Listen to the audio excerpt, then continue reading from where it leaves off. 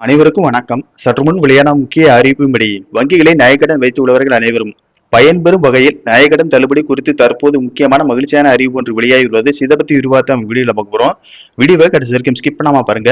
வீடியோக்குள்ள போறதுக்கு முன்னாடி இந்த வீடியோக்கு லைக் பட்டனை பிரஸ் பண்ணிக்கோங்க. இப்பதான் அந்த சேனலுக்கு ஃபர்ஸ்ட் டைம் இருக்கீங்கன்னா சப்ஸ்கிரைப் பட்டனை பிரஸ் பண்ணிக்கோங்க. கூடவே பெல் ஐகான் பட்டனை பிரஸ் பண்ணிக்கோங்க. வாங்க வீடியோக்குள்ள போகலாம்.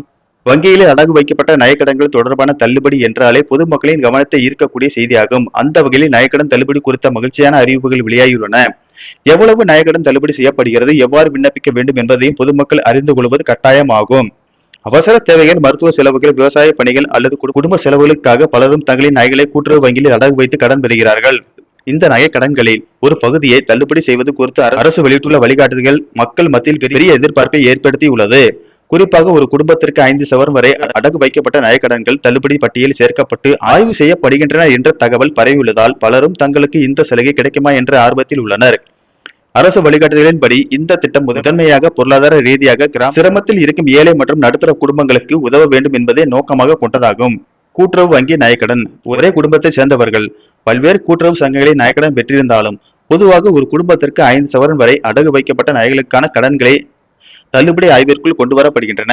மேலும் கடன் பெற்ற நபர் அந்த கூட்டுறவு வங்கி அல்லது சங்கம் செயல்படும் பகுதிக்குள் வசிப்பவராக இருக்க வேண்டும் என்பது முக்கியமான நிபந்தனைகளில் ஒன்றாக கூறப்படுகிறது. குடும்ப அட்டை மற்றும் ஆதார் போன்ற ஆவணங்களின் அடிப்படையில் குடும்ப விவரங்கள் சரிபார்க்கப்பட்டு தகுதி உள்ளவர்களின் பட்டியல் தயாரிக்கப்படுகிறது. எப்படி விண்ணப்பிப்பது? கூட்டுறவுத்துறை அதிகாரிகளே வங்கிகளில் உள்ள கடன் பதிவுகளை ஆய்வு செய்து தகுதியானவர்களை தேர்வு செய்யும் நடைமுறையை பின்பற்றப்படுகிறது. கடன் வாங்கியவரின் ஆதார் எண், குடும்ப அட்டை எண், நிலுவையில் உள்ள கடன் தொகை மற்றும் அடகு வைக்கப்பட்டுள்ள நகையின் அளவு போன்ற விவரங்கள் அதிகாரிகளால் சரிபார்க்கப்படுகின்றன. அதன் அடிப்படையில் தகுதியானவர்களின் பட்டியல் தயார் செய்யப்பட்டு அந்த விவரங்கள் சம்பந்தப்பட்ட கூட்டுறவு வங்கி கிளைகளுக்கு அனுப்பப்படுகின்றன. ஒரு நபரின் பெயர் தள்ளுபடி பட்டியலில் உள்ளதா என்பதை அறிய அவர் கடன் பெற்ற கூட்டுறவு வங்கி கிளைக்கு சென்று அதிகாரிகளிடம் விசாரிக்கலாம். தேவையான ஆவணங்கள்: ஆதார் அட்டை மற்றும் குடும்ப அட்டையின் நகல்களை வழங்கி தங்கள் விவரங்களை உறுதிப்படுத்திக் கொள்ளவும் கூறப்படுகிறது. தகுதி உறுதி செய்யப்பட்ட பின் அதற்கான பதிவுகள் புதுப்பிக்கப்பட்டு அடகு வைக்கப்பட்ட நகைகளை மீட்டெடுக்கும் நடைமுறைகள் தொடங்கப்படுகின்றன.